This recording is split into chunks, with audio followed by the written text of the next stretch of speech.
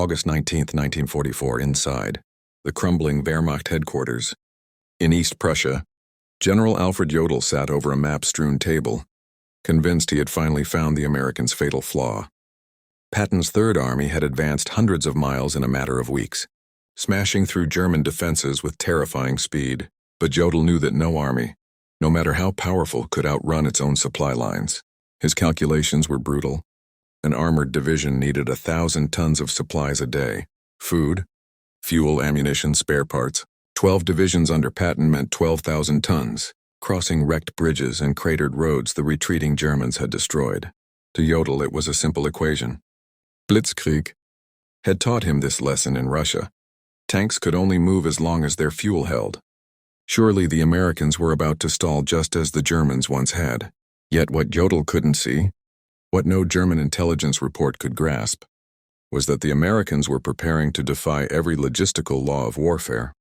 Across the Channel, an industrial machine unlike anything Europe had ever seen was already moving into gear. In a commandeered French chateau, Lieutenant Colonel Lawrence, Clayton Ayres of the Motor Transport Service, faced a room of skeptical officers. The railroads were wrecked, the depots overwhelmed, the front moving too fast to resupply. But Ayres proposed a plan so audacious that even his superiors hesitated to approve it: a one-way highway from the beaches of Normandy straight to the front lines, manned by thousands of trucks running 20 hours a day, headlights blazing through the night. There would be no rest, no stops except for fuel or breakdowns. Every 5 minutes, another convoy would depart, and once a truck reached the front, it would turn back empty to start again. The name came from the red discs, marking priority roads on U.S. maps, the Red Ball Express. Within 36 hours, it was reality. By late August, more than 6,000 GMC deuce-and-a-half trucks rolled across France, forming an unbroken steel river stretching hundreds of miles. These weren't armored vehicles or fancy machines.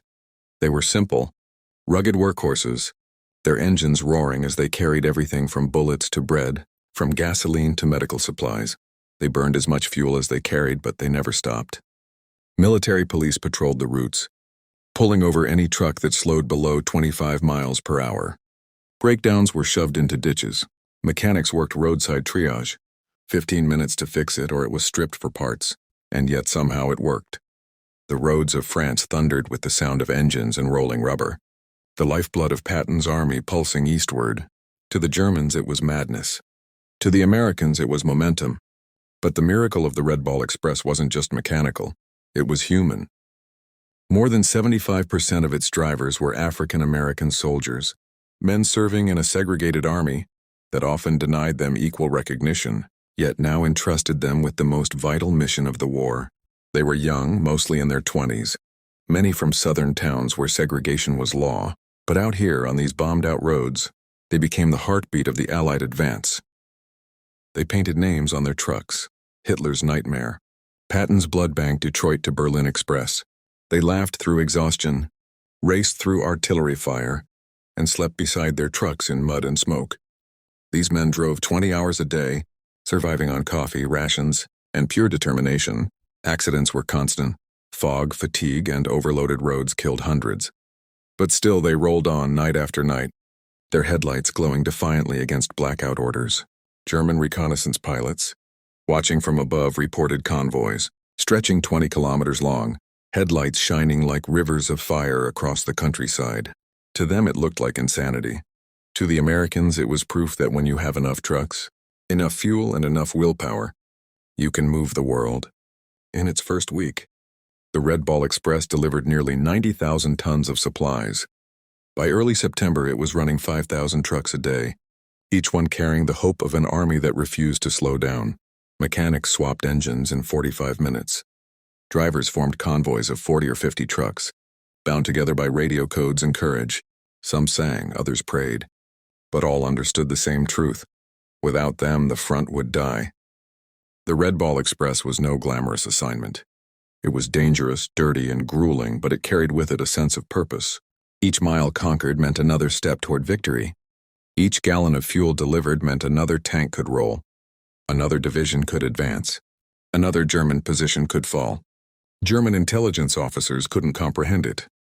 General Walter Warlimont examined aerial photos showing vast American fuel dumps, larger than Germany's entire reserves. Reports claimed the U.S. Army was consuming more gasoline in a day than entire Panzer armies received in a month. They saw headlights burning all night, convoys running without camouflage or caution, and they couldn't believe it. The Americans, they thought, had gone mad at wasting fuel to move fuel, driving trucks faster than they could maintain them. But in truth, this was the essence of American warfare, not precision but volume. The U.S. didn't aim to be efficient, it aimed to be unstoppable. The drivers of the Red Ball Express knew the cost. They faced constant danger from air raids, ambushes, and exhaustion. Many drove for 72 hours straight, eyes bloodshot, hands shaking, fighting to stay awake as rain lashed their windshields and engines roared through the dark. When accidents happened, and they happened often, other drivers stopped only long enough to pull their brothers from the wreckage, then climbed back behind the wheel. There was no time to mourn. The convoy had to move. Mechanics and medics alike learned to work by instinct, by flashlight, by sheer will. Trucks broke down, tires burst, engines caught fire, and still the Red Ball rolled. For the German soldiers on the ground, the endless rumble became psychological warfare. Captured prisoners spoke of nights filled with the unbroken drone of engines, the distant growl of American trucks echoing across valleys and forests. They rationed bullets while the Americans poured mountains of supplies into the fight. One captured officer admitted, "You waste fuel, abandon vehicles, exhaust drivers, yet you succeed through sheer volume." It was demoralizing.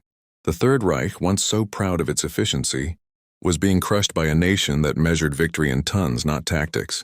By the time the Red Ball Express reached full operation, it had become an unstoppable machine of its own. In just 82 days, it delivered more than 400,000 tons of supplies, wore out 5,000 trucks, and consumed nearly 60 million gallons of fuel.